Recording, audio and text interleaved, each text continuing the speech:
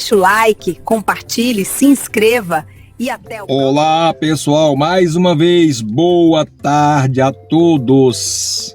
Meu desejo é que todos vocês estejam muito bem nesta tarde. Assim como nesta tarde eu me sinto bem para poder trazer esta reflexão para vocês. Eu vou continuar ainda no livro de 1 João, na carta de 1 João. Eu vou continuar aqui no capítulo 2, do versículo 2 em diante, que diz assim: Ele é a propiciação pelos nossos pecados, e não somente pelos nossos pecados, mas também pelos de todo o mundo. E ele continua a fazer a observação dos mandamentos, o amor fraternal e a separação do mundo. Ele continua dizendo aqui no versículo 3: E nisto sabemos que o conhecemos, se guardarmos os seus mandamentos. Aquele que diz, eu conheço, e não guarda os seus mandamentos, é mentiroso, e nele não está a verdade. Versículo 5: Mas qualquer que guarda a sua palavra, o amor de Deus está nele, verdadeiramente aperfeiçoando. Nisto conhecemos que estamos nele. O 6 diz, aquele que diz que está nele, também deve andar como ele andou. Olha a observação. Irmãos, não vos escrevo mandamento novo, mas mandamento antigo, que desde o princípio tivestes. Este mandamento antigo é a palavra que desde o princípio ouviste. Outra vez vos escrevo um mandamento novo, que é verdadeiro nele e em vós, porque vão passando as trevas e já a verdadeira luz alumia. Aquele que diz que está na luz e aborrece a seu irmão, até agora está em trevas. Aquele que ama o seu irmão está na luz e nele não há escândalo. Mas aquele que aborrece a seu irmão está em trevas e anda em trevas e não sabe para onde deva ir, porque as trevas lhe cegaram os olhos. Olha que profundo. Vamos continuar aqui. Filhinhos, outra vez ele nos tratando como filhinhos. Escrevo-vos porque pelo seu nome vos são perdoados os pecados. Pais, escrevo-vos porque conheceste aquele que é desde o princípio. Mancebos, escrevo-vos porque venceste o maligno. Eu vos escrevi, filhos, porque conheceste o Pai. Olha que profundo. Eu vos escrevi, pais, porque já conhecestes aquele que é desde o princípio. Eu vos escrevi, mancebos ou jovens, porque sois fortes e a palavra de Deus está em vós, e já venceste o maligno. E ele diz aqui, não ameis o mundo, nem o que no mundo há. Se alguém ama o mundo, o amor do Pai não está nele. Porque tudo o que há no mundo, a concupiscência da carne, a concupiscência dos olhos, a soberba da vida, não é do Pai, mas do mundo. O mundo passa e a sua concupiscência, mas aquele que faz a vontade de Deus permanece para sempre.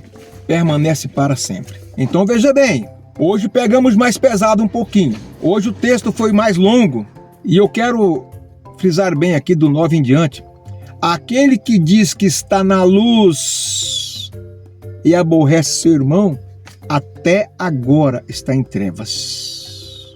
Não adianta dizermos que somos de Deus, que amamos a Deus, que conhecemos a Deus, que cremos em Deus, que cremos em Jesus Cristo, se nós aborrecemos o nosso irmão, se nós causamos mal para alguém, se nós somos persona não grata para alguém, não pelo fato de sermos, de professarmos fé em Cristo, mas por sermos ruins mesmo. E às vezes a pessoa é uma pessoa ruim, indigesta, fofoqueira, tratante, enganadora, e vai por aí uma série de negativas que a pessoa tem e nós achamos que estamos na luz, achamos que somos de Deus.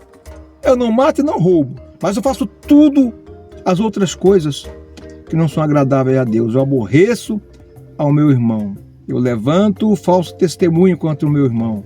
Tem uma série de outras coisas. Então, se eu faço isso, até este momento, eu estou em trevas. Eu não faço parte do grupo seleto que segue ao Senhor Jesus. Eu não faço parte da igreja de Cristo, do corpo. Eu não faço parte, porque eu estou em trevas. Agora aqui, ao contrário, aquele que ama a seu irmão está na luz e não há nele escândalo. Aquele que ama ao seu irmão. Amar ao seu irmão aqui não é do irmão de leite, do irmão carnal lá. Não, é do teu vizinho, do teu amigo, do teu chefe, do teu patrão, do teu companheiro de trabalho, do taxista, do motoqueiro, do motorista de ônibus, do cara que te fecha no trânsito, do cara que buzina, do cara que para, te fecha e te xinga. Porque talvez o cara está apressado, mas você não está. Então você está de boa ali dirigindo, o cara quer atravessar por você e no momento não dá, não tem como, mas ele quer passar de qualquer, ou ele quer te acelerar para que ele passe.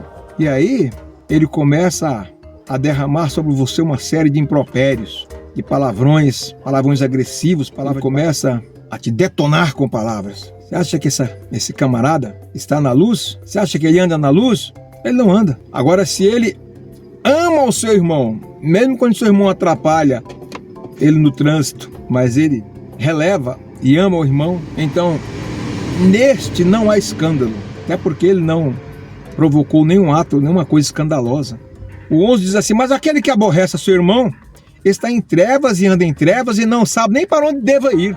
O que aborrece seu irmão, ele está em trevas, anda em trevas e não sabe nem para onde. O cara está totalmente perdido, é igual cego em tiroteio, perdidão, anda em trevas, está nas trevas, não sabe para onde ir. Por que ele não sabe para onde ir? Porque as trevas lhe cegaram os olhos, porque está perdido em um mundo escuro. E a luz, quando ela chega, ela revela as coisas. Jesus diz: eu sou a luz do mundo. Quem está em Jesus Cristo está em um campo claro, em um local claro, arejado. Ele consegue ver distante, vislumbrar distante as coisas, aquelas que irão atrapalhá-lo, aquelas que irão interromper a sua caminhada. Ele consegue desviar dos obstáculos, dos impedimentos, dos muros, dos abismos, dos corvos sem nenhuma pinguela, usando aqui a expressão interiorana, Eu preciso passar aqui, mas a pinguela caiu. Não pude passar porque a pinguela caiu. Então quem está na luz consegue observar por onde caminhar, mas quem está em trevas anda em trevas, está perdido, cego pela escuridão das trevas e não consegue vislumbrar o caminho certo. Então saia das trevas, pare de andar em trevas, busque a luz. Essa luz você sabe muito bem que é Jesus Cristo,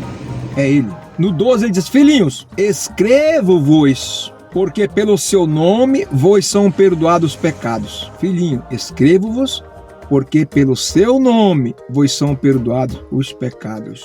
E esses pecados são perdoados por quem? Por Ele, por Jesus Cristo.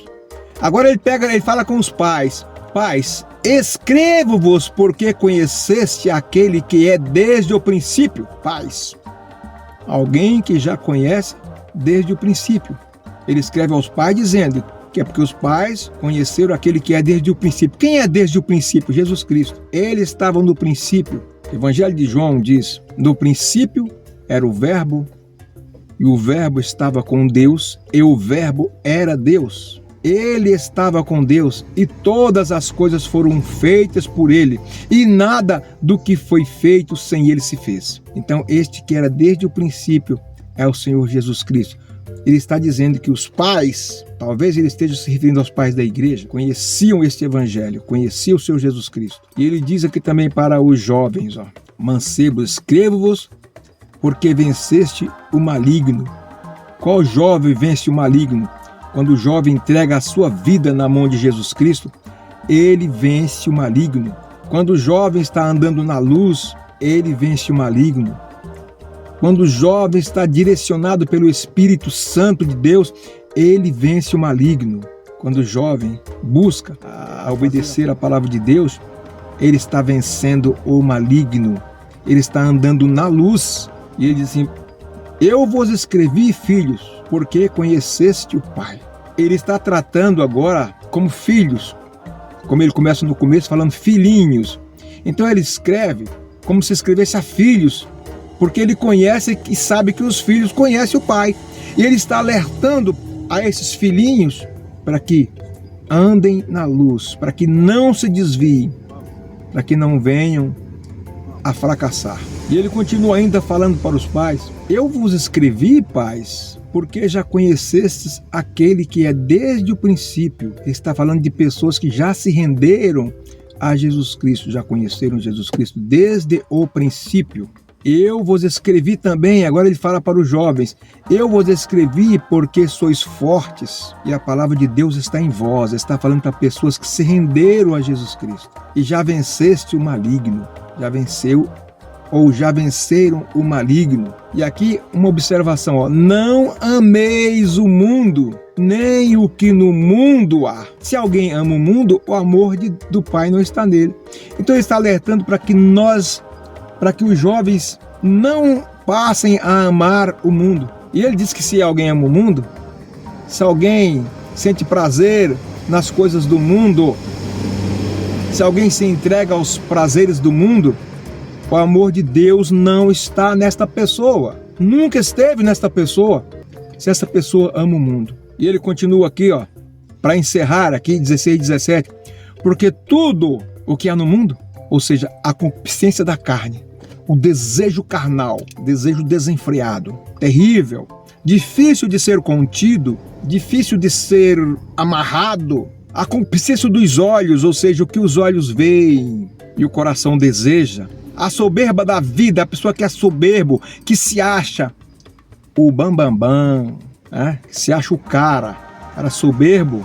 Estas coisas não são de Deus, não são do Pai, não são do Pai, mas sim do mundo. Essas coisas são do mundo: concupiscência da carne, concupiscência dos olhos, soberba da vida e tantas outras coisas que ele não cita aqui. Estas coisas não são do Pai, mas do mundo. Tudo o que há no mundo, concupiscência da carne, dos olhos, soberba da vida, é do mundo, não é de Deus, não é do Pai. E para finalizar, olha, o mundo passa, a sua concupiscência é a sua concupiscência. O mundo passa e a sua concupiscência, mas aquele que faz a vontade de Deus permanece para sempre. Se você busca fazer a vontade de Deus, você permanecerá para sempre. Permanece aonde, cara? Onde que eu permaneço para sempre? Vou morrer um dia, mas está dentro da vontade de Deus, mas não conhece as agruras do inferno, mas não conhece a morte eterna. E mesmo que você caminhe pelo vale da sombra da morte, você não temerá mal nenhum, porque o Senhor está contigo, você está com Ele, você anda na luz e as trevas não prevalecem sobre a luz. O mundo passa, o mundo vai passar. Ah, mas todo mundo está falando que o mundo passa, o mundo passa, o mundo passa, que Jesus vai voltar, que o mundo vai acabar. E não acabou ainda, mas vai acabar uma hora. Uma hora, a palavra de Deus se cumpre. E Deus não age pelo nosso tempo, pelo cronos, né? Pelo relógio.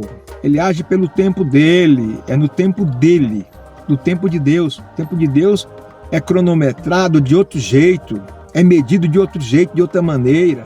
Então, o mundo passa e a sua concupiscência, ou seja, vai passar essas coisas, os desejos passarão, porque o cara morre e leva o seu desejo embora, a concupiscência morre com o camarada e leva ele embora, mas aquele que faz a vontade de Deus, mesmo quando ele é recolhido pelos anjos, porque quem morre com Cristo, quem morre na luz, é recolhido pelos anjos. Na parábola do rico e Lázaro, diz que Lázaro morreu e os anjos do Senhor o levaram, né? Ou seja, o levou. Os anjos do Senhor transportou Lázaro para o seio de Abraão, ao passo que o rico foi para o Hades. Aquele que está com Deus, aquele que anda segundo a vontade do Senhor, até quando morre é privilegiado. O corpo está num caixão, mas a alma é transportada por anjos para o paraíso. Então, meu querido, esta palavra fica contigo aí, que você faça uma reflexão da sua vida, de como você está, de como você anda, se você é pai, se você é filho, se você é jovem. Pense como está a sua caminhada. Observe isto que João está dizendo aqui, que ele escreveu para nós, que ele deixou para nos indicar o melhor caminho, o melhor meio de seguirmos. Então que Deus possa abençoá-los. Se vocês gostaram dessa reflexão, compartilhe com alguém, deixe seu like, comente, né? Se inscrevam no canal Isamar Poemas. Vou deixar aí, ó, logo aqui à frente, como vocês acessarem aí, porque tem a palavra Isamar Poemas, tem Isa, depois tem o E comercial, mar, espaço e poemas. Então eu vou deixar certinho para vocês verem, para vocês poderem entrar no canal aí. Nós temos aí muitas poesias, muitas reflexões aí para vocês, ok, gente? Fiquem todos com Deus, que Deus possa abençoá-los ricamente. Em nome de Jesus. Fui, hein, gente?